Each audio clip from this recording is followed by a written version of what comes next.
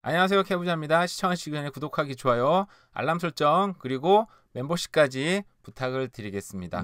네, 오늘은 제가 얼마 전에 지인하고 여러 가지 얘기를 하고 있었어요. 뭐 그분들 같은 경우에는 집을 어디 살지를 지금 뭐 결정을 하려고 생각 중이었고요.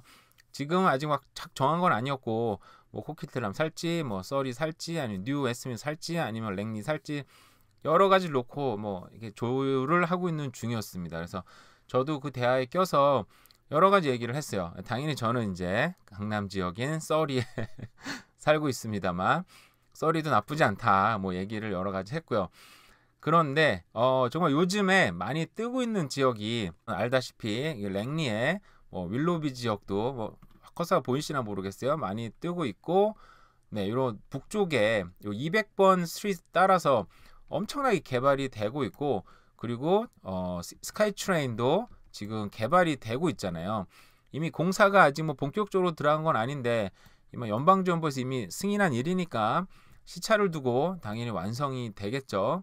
그리고 뭐 저는 예전에 이제 유학할 때 뭐 잠깐 유학이라고 표현하기 들었죠. 어학연수 와가지고 버나비에 살았어요. 메트로타운 근처에 살았었고, 그래서 이제 메트로타운에 대한 이제 남다른 좀 애정이 있어요. 그냥 가면 좀 추억이 어린 동네라 그래야 되나? 이 거리 다니면서 킹조에 걸어 다니면서 뭐 여러 가지 먹고 댕기고 카페에 다니고 공부는 안 하고 막 그랬었죠. 그리고 다운타운에 또 랍슨 스트리트를 맘대로 걸으면서 굉장히 얌전한 학생이었습니다. 딴짓 하나도 안 했고요. 그냥 공부 안 하고 축구하고 그냥 놀러 댕기고, 뭐 남자애들하고 대부분 아주 건전하게 사는 그런 학생이었는데요.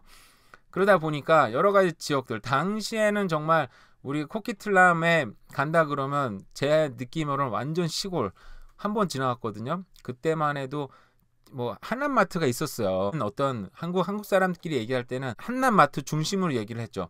한남마트의 북쪽이다, 한남마트의 왼쪽이다, 오른쪽이다, 남쪽이다, 뭐 이런 식으로 막 얘기를 할 정도로 한남마트는 정말 굉장히 상징적인 의미가 있었었는데, 근데 여러 가지 얘기를 하다가 든 생각이 있습니다.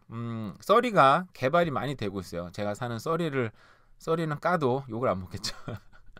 자, 써리가 개발이 굉장히 많이 되고 있습니다. 좋아요. 여기 있는 사람도 많고 뭐 여러 가지 있습니다. 근데 그게 사실 중요한 건 아니거든요. 어떤 특정 인종이 뭐 많이 있긴 한다 하는데, 뭐 그게 중요한 건 아니고 얘기를 해볼게요. 중요한 건 입지는 변하지 않습니다. 이 입지가 변하려면 거기에 제가 볼 때는 좀 엄청난 변화가 있어야 돼요. 정말 누가 봐도 깜짝 놀랄 만한 가장 중요한 건 제가 볼 때는 직장과 교육이거든요. 거기에 정말 폭발적인 어떤 증가세, 물론 캐나다에서 그런 예를 찾긴 좀 그렇긴 하고, 저도 이제 한국 뭐 뉴스나 그 책도 가끔씩 전자사전으로 보기도 하고요. 자주는 아닙니다만, 그리고 한국 뉴스도 이제 유튜브로 많이 접하고 있잖아요. 그리고 결국은 제가 볼 때 한국의 강남을 최고의 동네라고 치면 강남이 버금나는 동네가 판교가 생겼잖아요. 판교 같은 경우에는 지금 강남대로 테헤란로를 잇는 판교 테크노밸리가 생기다 보니까 판교에 엄청난 좋은 직장군이 몰렸고, 그 주변에 집값이 엄청나게 올라간 것처럼 지금 밴쿠버 같은 경우에는 가장 최고의 집단의 어떤 최고 직군들은 몰려있기를 당연히 밴쿠버 시내 다운타운에 몰려있죠. 이건 어쩔 수 없습니다. 교통도 제일 좋고, 뭐 이 어떤 서부의 금융과 어떤 모든 것 중심은 다운타운 형성돼 있어요. 그 다음으로 형성된 곳이 뭐 그 다음으로 직장이 많은 데가 이제 메트로타운이라고 이제 예전 어떤 자료에서 본 적이 있는데, 당연히 밴쿠버가 가장 좋은 위치에 있다 보니까. 근데 밴쿠버는 일단 다운타운은 일단 위치가 대자연의 환경 가운데 있습니다. 양쪽으로 바다가 있죠. 태평양을 바라보고 있고, 스탠리 파크라는 엄청난 공원들, 그리고 북쪽으로는 또 바로 스키장이나 산들 연결되고요. 공항도 멀지 않습니다. 또 UBC라는 또 걸출한 대학교에 대학교이기도 하지만 거기 또 바다와 산과 들판들 명문대이기 때문에 갖추고 있죠. 그러다 보니까 이런 직장과 공항과 대자연과 명문대 근처에 자리 잡은 쇼네시 지역 같은 경우에는 이제 여러 번 얘기를 했었는데 엄청난 부자 동네가 자리 잡고 있습니다. 네, 여기를 한번 그 사진으로 이렇게 랜선 투라 그러나 이런 사진들은 좀 뭐 큰 집이 느낌이 없는데 어쨌든 제가 볼 때는 여기는 정말 뭐 어마어마한 집들이 많이 있다 보니까 이 집들도 되게 작은 느낌이에요. 사진으로 나온 집들은 어쨌든 뭐 다들 아시리라고 보고 네 여기에 또 뭐 BC주에서 뭐 꼭 1, 2등은 아니지만 그래도 굉장히 상위권에 드는 학교들이 여기 밀집돼 있고요. 그리고 뭐 다 전철도 있고요. 또 거기 또 호랑이에 날개를 달았다 표현해야 되나요? 유대인들이 모여 사는 지역도 있고 또 여기에 엄청난 또 공원이 오크리치 몰이라고 지금 새롭게 지금 공사가 되고 있죠. 재개발 또한 이루어지고 있습니다. 그러다 보니까 요 지역은 굉장히 좋은 지역인데 또 노스밴 같은 경우도 노스밴이 좋은 거는 일단은 어쨌든 다운타운에 접근성은 좀 안 좋긴 해요. 제가 볼 때는 왜냐면 C버스 타고 다니면 저도 C버스를 여러 번 이제 관광 삼아 타봤는데 굉장히 불편합니다. 솔직히 말하면 정말 왜 이따위로 만들어나 싶을 정도로 어쨌든 배를 갈아타야 되는 거잖아요. 타본 분들 알죠? 선착장으로 가는데도 꽤 걸어가야 되고 또 앉아야 되고 배다 보니까 속도도 늦고 출발하고 또 도착해서 맥 묶어주고 안전하게 내릴 수 있게 사람들이 또 잡아주고 해야지 또 건너갈 수 있기 때문에 그리고 라이언스 게이트 통과하면 또 멀고 여기 여기 출퇴근 시간 장난 아니게 밀립니다. 근데 물리적 거리가 일단은 좁아요.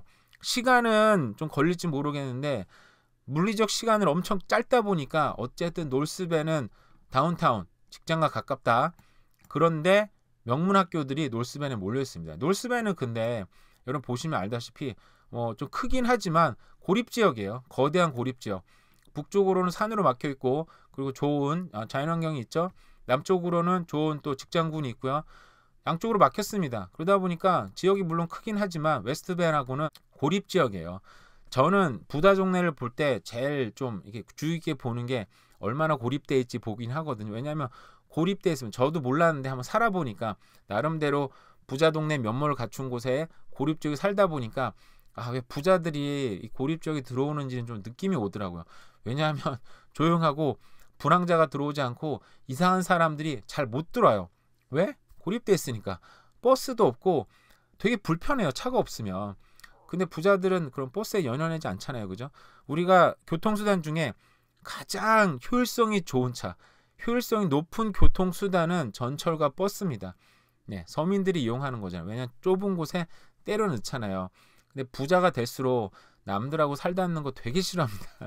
우리도 소득 소질이 높아질수록 옛날처럼 단칸방에 온 가족이 살라 그러면 못 살잖아요. 이제는 정말 사실 가족끼리 좀 붙여 사는 것도 싫고요. 쉽지 않고요. 싫기보다는 쉽지 않고요. 좀 화장실도 따로 쓰고 싶고 방도 따로 쓰고 싶고 부자가 될수록 자기 공간이 넓어집니다. 우리 캐나다에서 놀라는 게 자기 퍼스널 스페이스가 굉장히 크잖아요. 그죠? 왜? 부자니까. 사람 없는 데서 오래 살았으니까. 쾌적하게 살았으니까. 노스밴과 웨스트밴도 보면은 거대한 고립 지역입니다. 네. 근데 여기 밴쿠버는 고립 지역은 아니지만 워낙에 주변에 잘 갖춰 있다 보니까 뭐 큰 예를 볼게요. 네. 그래서 이렇게 거리가 멀어질수록 결국 거리에 따라서 그 지역이 얼마나 좋은지가 뭐 결정이 됩니다. 당연히 뭐 밴쿠버 외 옆으로 또 버나비도 뭐 SF라는 대학교도 있고 뭐 자연환경도 나쁘지 않습니다. 밴쿠버 다운타운까지 20분이면 가고 또 작은 또 다운타운 같은 메트로타운 여기 스카이트레인이 연결이 됩니다. 네, 트랜짓이 스카이트레인이 연결이 됐고요. 고속도로하고 스카이트레인하고 연결되는 이 지역들 네, 바로 연결되는 여기 인터체인지도 있거든요. 그래서 이런 흐름들 스카이트레인 흐름들 고속 일본도로의 흐름들이 만나서 연결되는 제가 옛날에 이걸 한번 찍은 적이 있는데 메트로타운은 제가 볼 때는 그 에너지가 한번 폭발을 했고요. 그리고 이런 에너지들이 넘어가다가 강에 붙여서 제가 볼 때는 못 넘어가고 왜냐하면 이 브릿지들이 굉장히 낡고 오래되고 교통수단으로서 별로 좋지 않아요. 일본 도로는 있어서 다행이죠. 이 고속도로 이 열차도 한번 처음에는 넘어왔지만 이 넘어온 지가 꽤 됐지만 한번 제가 볼 땐 튕겼다가 이 코키트람 넘어갔던 것 같아요. 근데 코키트람도 보면은 큰 지역인데 코키트람도 거대한 어떻게 보면 좀 고립 지역이에요. 제가 코키트람 저도 굉장히 좋아하거든요. 자연환경도 일단 좋고 교통도 연결이 돼서 너무 좋고 또 코키트람 센터라는 아주 정말 거대한 몰이 또 존재하고 있는데요. 코키트람 제가 좀 좋아하는 게 좀 크죠. 엄청 크지만 여기도 고립 지역이에요. 그 뒤로 개발이 한정적으로 지금 막혀 있는 상태고요. 그러다 보니까 이 지역은 앞으로 개발되는 게 이제 멈춘다고 치면, 물론 그 자에 계속 재개발은 되겠지만 어떤 확장성이 멈추면 이 내에서 더 이제 집이 오래되면 집이 좋아지고, 어느 지역이 좀 낙후되면 좀 좋아지고, 그런 식으로 이제 개발이 될 텐데, 이 지역도 거대 고립 지역이다 보니까 좋아요. 저는 고립 지역이 되면 될수록 어느 정도 소득 있는 사람들이 들어온다고 봅니다.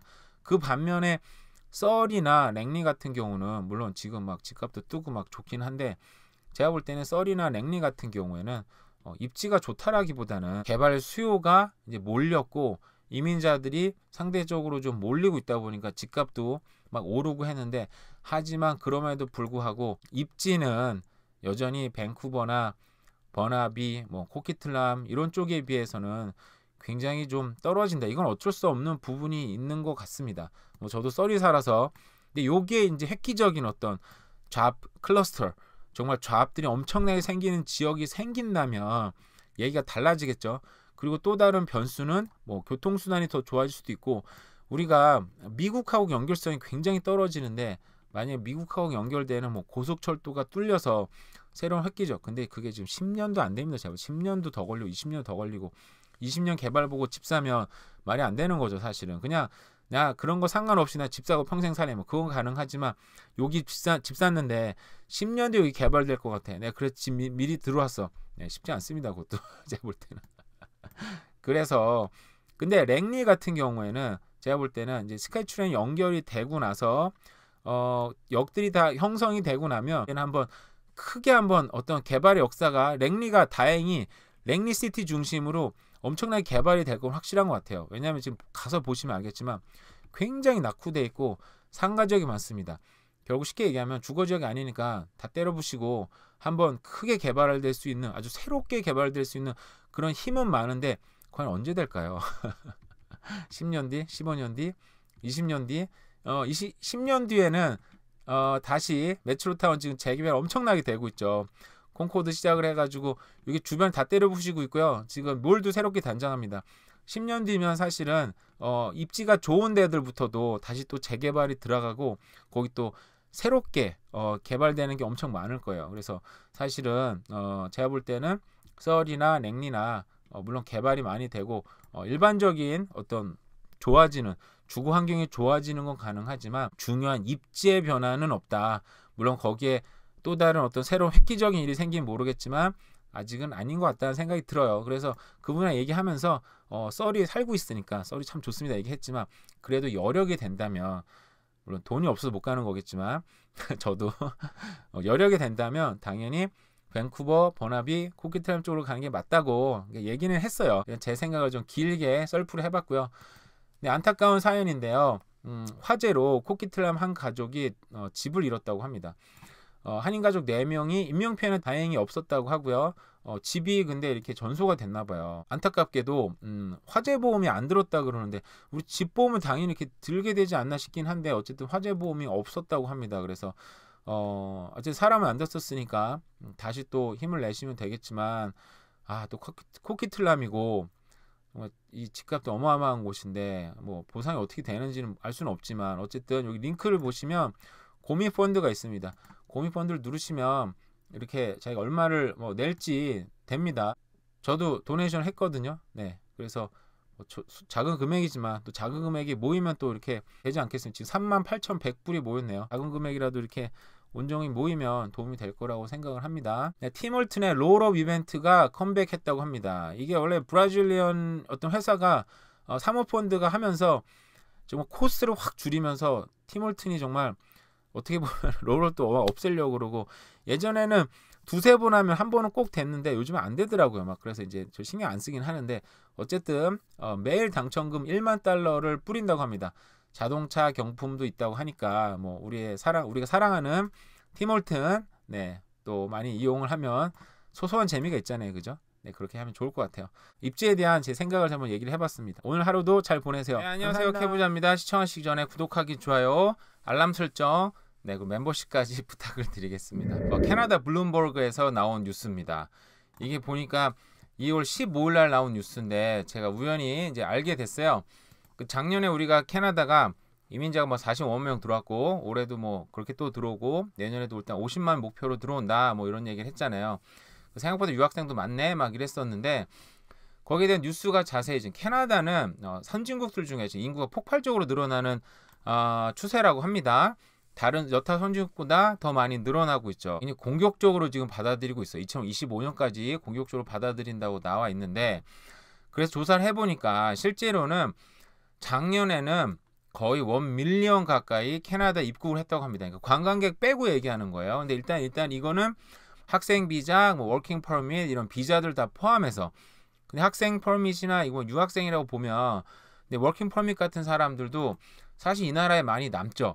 근데 그 사람들도 들어오면 일단 뭐 학생이든 워킹 퍼밋이든 이 나라에 일단은 잠자는 데는 필요하잖아요. 그죠? 뭔가 주택이 필요하다, 렌탈 곳이 필요하다, 살 방이 필요하다, 최소한 그게 필요하다는 거죠.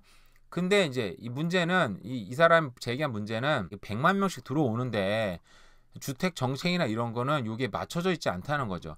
그러니까 실제 주택 정책을 세울 때는 이민자들도 지금 포함 안 되는 상태로 사실은 주택 정책을 세운다 난리를 쳤는데 더 알아보니까 학생 비자나 아니면 단기로 일하러 들어오는 사람이라든지 이런 사람들 다 빼고 주택 정책이 되다 보니까 지금 주택이 정말 이렇게 엉망이 되고 있다라고 얘기를 지금 하고 있는 거죠. 그래서 결국은 우리 집이 더 많이 필요합니다. 더 많이 필요해. 이 탈이라는 CIBC 분석가라고 합니다. 경제 이코노미스트인데 더 많이 필요하다. 물론 이코노미스트하고 실제로 경제를 현장에 뛰는 사람들하고 의견이 좀 안 맞는 경우가 좀 많이 보긴 봤지만 어쨌든 이게 사람이 많이 들어오는 거는 현실이잖아요. 그래서 인플레이션, 렌트 인플레이션이 6%가 2022년에 올랐고 근데 실질적으로는 여러 가지 도시별로 리스트릭션이 있습니다. 뭐 5% 올리면 안 돼 어쩌고 얘기했는데 실제로는 18% 인상이 된다고 합니다. 이거는 저희가 지금까지 자료를 많이 봐왔잖아요. 토론토, 밴쿠버가 지금 전국 1등이고 그 뒤로 토론토, 뭐 버나비 막 따라가고 있습니다. 우리 밴쿠버에도 1, 2, 3등 막 1등, 3등, 4등 막 다 밴쿠버 쪽이에요. 어쨌든 근데 이게 뭐 불법으로 올리는 게 아니고 아예 새로 렌트를 시작하는 사람들이 5% 제한이 걸려 있다 보니까 한 방에 빡 올려버리든지 아니면 테넌트가 나가고 뭐 레노를 잠깐 한다든지 방을 좀 새롭게 꾸민 다음에 렌트를 또 빡 올려서 내놓는다든지 왜냐하면 5% 걸리면 어차피 당분간 많이 못 올리니까 한 방에 많이 올려버리는 거죠. 근데 문제는 한 방에 많이 올려도 테넌트가 있다 없다? 테넌트가 있습니다. 작은 스튜디오 룸을 1,900불에 내놓으면서 걱정이 정말 많이 했죠. 이게 과연 나갈 것인가. 아무리 역세권이다 한들 근데 그렇게라도 안 내놓으면 내가 죽으니까 내가 죽을 위기에 막 처하다 보니까 내가 살기 위해서 시장 조사를 했습니다. 시장 조사를 한 제 동영상 있잖아요. 시장 조사를 하니까 그래도 이 정도면 1,900불이면 중위권 가격이네 하고 내놨는데 엄청난 연락을 받고 바로 테넌트 계약이 끝났죠. 근데 지금 생각해 보면 2,000불에 내놔도 상도를 어기는 건 아니겠지만 2,000불에 내놔도 되지 않았을까? 왜냐하면 그 낮은 가격들은 이미 연락이 안 됐을 거예요. 뭐 쫙쫙 차 오르면서 어쩔 수 없이 고르는 거였으니까. 근데 제가 물론 그 뒤로도 계속 아마 했으면 뭐 그거 취소하고 계약했으면 아마 2,000불 되지 않았을까라는 생각을 합니다. 근데 그 당시에 제가 너무 정신이 없는 관계로 많은 거 할 수는 없었죠. 작년에 실제적으로 100만 명이 들어왔고 온타리오 주에는 지금 많이 들어오는데 너무 집값이 비싸니까 또다시 10만 명이 빠져나왔다고 합니다.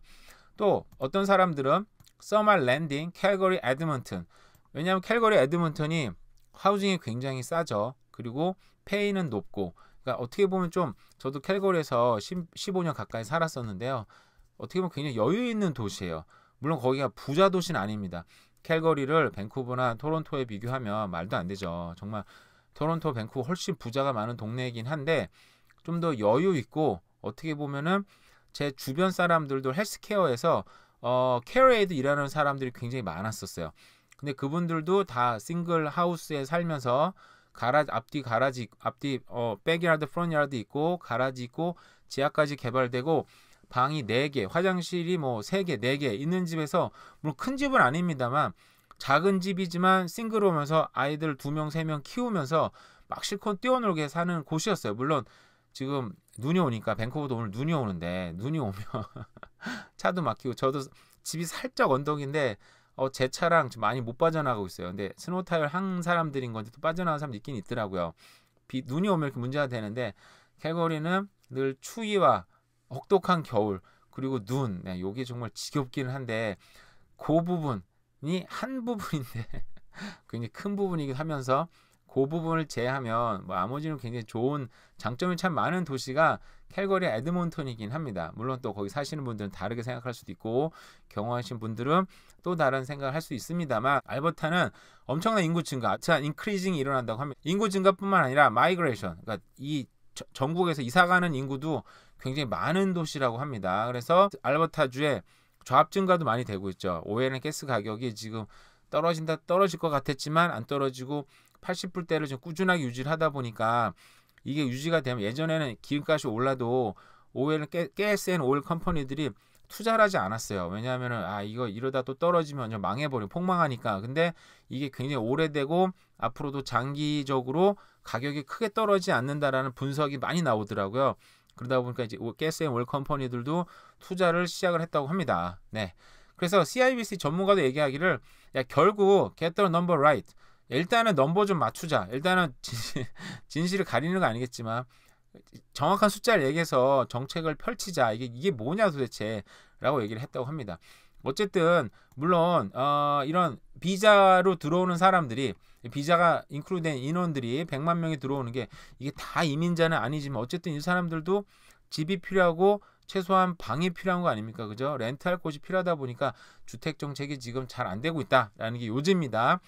100만 명 인구, 결국은 렌트라는 계속 지속될 수밖에 없어요.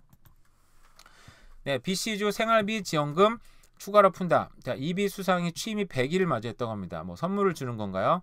네, 4월 중에 지급 기대. 그러면 한 달만 기다리면 올 것 같네요. 1월 때 마찬가지로 4인 가족에 최대 410달러라고 합니다. 네, 저도 받을 거라고 기대가 되는데요. 제한이 있습니다. 자, 지원금을 최대로 받기 위해서는 개인 연소득이 36,901달러 이하.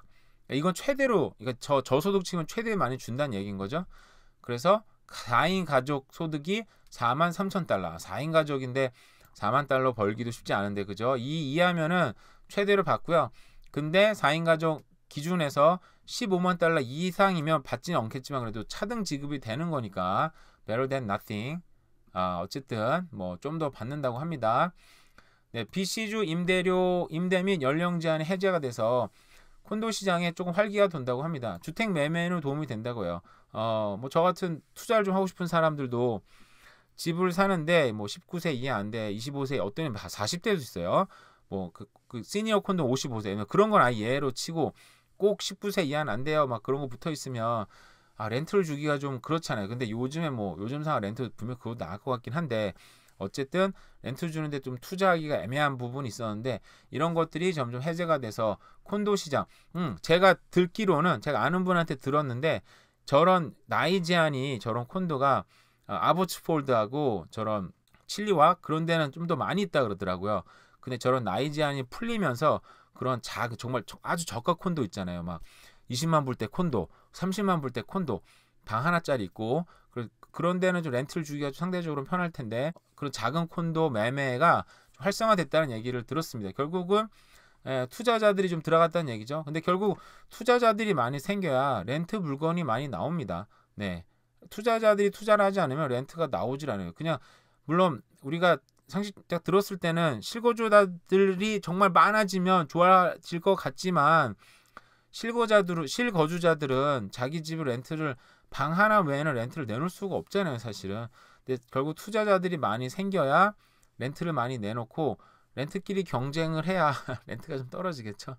BC주처럼 랜드로드한테 이런 제약들이 굉장히 많은 주입니다, 사실은. 그러다 보니까 랜드로드가 드롭고 치사해서 안 되고 싶은 사람도 많이 있어요. 또 이상한 테너트 걸려봤자 그 사람 쫓아내도 너무 힘들고, 그러다 보니까 랜드로드끼리 경쟁을 안 하는 거죠. 그러니까 당연히 렌트 물건은 줄고 이 디맨드는 높으니까 렌트 가격 올라가고 결국 랜드로드가 많이 생겨야 뭐 그렇게 됩니다. 자, 데일라이트 세이빙이 3월 12일인가요? 뭐 그때 생긴다고 합니다. 네, 3월 12일 맞네요. 저는 늘 드는 생각이 데일라이트 세이빙을 꼭 해야 되는가? 지금 저는 크게 영향을 받지 않는 상황이긴 하지만 저 상황 받네요. 왜냐하면 저희가 1시간을 땡기니까 저는 이제 그 노인 시설에서 일을 하다 보니까 그 할머니 할아버지들 시간을 다 땡겨줘야 돼요. 뭐 스마트폰 쓰는 분 거의 없으니까 잠자는 시간 1시간 바뀌었잖아요. 그래서 안 잔다고 난립니다. 막 처음에는 자기 시간이랑 다르다고 막 난리치고 뭐 저런 뭐 그런 거 외에는 크게 있지는 않지만 근데 이게 주별로 저도 알보타 살 때는 안 한다고 했다가 결국 그게 통과가 됐었어요. 결국 한번 근데 또 취소하더라고요. 그래서 어떻게 결국 BC주도 안 한다 얘기했었는데 또 안 했고 그죠? 근데 결국 1시간 땡기는 게 뭐 이런저런 안 좋은 게 뭐냐면 월요일 날 사고율 자동차 사고율이 6%가 올라간다고 하고요. 그리고 핀란드 대학교에서 닥터 털쿠라는 사람은 스트로크와 하트 어택 인크리스 자 스트로크가 하트 어택의 그 가능성이 높아진다고 합니다. 더군다나 우울증도 또 증가가 하는 것 같고요. 그리고 seasonal affective disorder 이때 되면은 1시간 땡겨서 수면이 지금 좀 수면의 질이 좀 달라진다고 해요. 그래서 디프레션, 우울증도 증가한다고 합니다. 물론 이렇게 해가지고 데일라이트를 좀 더 받아가지고 운동도 많이 하고 여러 가지 좋다고 하는데 1시간 차이가 그렇게 큰가요? 그냥 좀 어둑어둑해진 너도 운동하고 돌아가면 되지 않나 싶기도 하고 왜 이런 걸 바꿔서 좀 에너지를 낭비하나라는 생각이 좀 개인적으로는 들긴 합니다. 근데 뭐 다 바꾸니까 어쩔 수 바꾸고 살아야죠. 네, 온타리오주는 의료 민영화에 대한 주민들의 생각 오히려 보수당 지지층이 더 우호적이라고 합니다. 뭐 보수당을 지지하시는 분들이 상대적으로 기득권인 경우가 있죠. 기득권이라는 이게 뭐 좌우를 떠나서요. 기득권이라는 거는 결국은 이제 변화가 많이 없었으면 하는 쪽이고 또 상대적으로가 많이 있어도 좋다라는 사람들은 이민자들이 상대적으로 많이 있을 거라는 생각이 들어요. 저도 초기 이민 때는 좀 더 변화가 많이 있으면 좋겠다 생각을 했는데 이민한 지 꽤 시간이 지나면서부터는 뭐 변할 필요가 있나 상태가 좋은데 생각 시간에 따라서 변화합니다. 그래서 이게 좌우를 떠나서 뭐 그런 겁니다. 그죠? 그래서 39%가 민영화를 반대한다. 그죠? 근데 33%는 민영화 필요성이 있지만 저소득층이나 의료지원 공공의료 시스템 약화를 불러올 수 있다. 그렇죠. 근데 이게 민영화가 안 되고 지금 시스템에서 문제가 뭐냐면 악용하는 사람도 굉장히 많습니다. 그러니까 이게 문제는 저처럼 많은 분들 이거 보시는 많은 분들처럼 건강하게 그냥 살아가시는 분들은 병원 특별히 안 써요. 그죠? 우리가 세금은 내지만 병원에 갈 일도 없고 뭐 병원을 물론 나이 먹어서는 달라지긴 하겠습니다만 그러니까 세금만 내는 거예요. 근데 어떤 특정한 사람들은 정말 병원을 어마어마하게 쓰고 뭐 투칸 못 찍고 뭐 받아내고 막 난리도 아닙니다. 그죠? 그러니까 결국 세금이 거기 쓰이다 보니까 형평성이 맞지 않는 부분이 있다는 거죠. 그래서 이거는 좀 적절하게 저는 개인적으로는 의료 민영화는 좀 되도록 안 했으면 하는데 근데 이게 막 악용하는 건 정말 좀 제도를 강화해서 막아서 이걸 건전하게 쓰였으면 좋겠는데 쉽지는 않죠. 그죠? 네, 다음은 피지컬 팩. 저는 이거 보진 않았고 뉴스로 참 많이 접했던 것 같아요. 근데 이게 보니까 마지막 결승 2명이서 했는데 뭐 저는 누가 뭐 우진용이고 누가 정혜민이 왼쪽이 우진용이라는 사람이래요. 정혜민이라는 사람이 사실상 경기가 끝나고 우승을 했는데 이 재경기를 한 번 하고 또 했다고 합니다. 근데 그 사이에 언론 플레이는 이 사람들이 PD도 인터뷰를 했는데 재경기 없었다. 아주 공정하게 됐다. 계속 그런 얘기를 했다고 해요. 그러니까 결국은 뭐 이 참 제가 하고 싶은 얘기는요. 딴 게 아니고 이런 뭐 누가 우승해 저는 관심도 없고 뭐 사실대로 돼야죠. 어쨌든. 근데 이런 언론들을 물론 지금 언론은 지금 사실을 밝히는 언론이긴 합니다만 우리가 보는 뉴스나 매체 미디어들은 믿을 만한 게 안 된다라는 거. 유튜브도 믿을 만한 게 안 돼요. 유튜브 저도 하면서 그쵸. 저 유튜브 많이 믿으면 안 됩니다. 그냥 이런 게 있구나 그 정도. 그리고 확인은 자기가 정말 해야 된다는 거. 이런 미디어에 정말 우리가 놀아나면 안 됩니다. 이 미디어에 나오는 것들은 그 기자의 뭐 개인 생각들, 그 분위기, 거기에 따라서 나오는 거니까 거기 낚시 막 던지잖아요. 저도 썸네일을 어떻게 하면 자극적으로 만들 것인가 고민하고 어떻게 하면 사람들이 썸네일 보고 들어오지? 막 노아 AI도 뭐 공부해보고 했었는데 여전히 큰 성과는 없습니다만 어쨌든 이런 미디어에 노란하지 말자. 우리 꼭 확인해보자. 직접 확인해보고 결정하자. 뭐 그런 얘기 해봤고요. EA 뉴스는 여러 번 나왔는데 뭐 결국은 그 업소 사장이 사과를 했다고 하네요. 일본의 유명 온천이라고 해요. 이게 무슨 그 내려서 어디 공항이죠? 뭐 후쿠오카 뭐 유명 공항 옆에 있어서 한국 사람들도 정말 많이 간다고 합니다. 근데 물을 1년에 2번밖에 안 고쳤대요. 근데 물이 뜨거우니까 사실 저런 데 들어가면 이 때가 불잖아요. 그래서 사실은 정말 어떻게 보면 참 더러운 건데 물이 뜨거워서 못 느꼈을 수도 있고 보기에 맑으니까 뭐 그랬을 수도 있고 근데 물을 교체하지 않았다고 합니다. 저도 로키 산맥에 가면 밴프에 가시면 핫스프링이 있어요. 거기 가면 너무 좋은데 거기 가면 너무 짜증나는 게 단체 관광객 들어올 때 특히 이제 뭐 중국 분도 올 때도 있고 또 뭐 우리나라입니다만 한국 분들 또 단체 관광객 오시면 수영복을 좀 제대로 갖춰 입고 오면 좋은데 뭐 없다 보니까 그냥 속옷 입고 막 들어오는 사람들도 있어요. 입던 거. 그래서 정말 그때는 정말 구역질 나더라고요. 그래서 그냥 막 나와버리고 그랬었는데 그 뒤로는 사실 이제 그런 걸 몇 번 경험한 이후로는 안 가게 되더라고요. 가고 싶지가 않아요. 그다음부터 물이 너무 이 물이 깨끗한가 막 그런 생각이 들기도 하고 근데 1년에 2번 교체했다고 하니까 물이 얼마나 들어왔을지는 일단은 이걸 알고 나면 기분이 안 좋죠. 시간이 지나면 좀 괜찮을 수 있겠지만 어쨌든 뭐 이런 일이 있었다고 합니다. 오늘도 대략 둘러본 부동산 뉴스 또 여러 가지 뉴스였습니다. 오늘 눈이 많이 와서 저도 이따가 출근을 어떻게 해야 되나 고민하게 되네요. 그럼에도 불구하고 여러분 하루도 잘 보내시기 바랍니다. 감사합니다.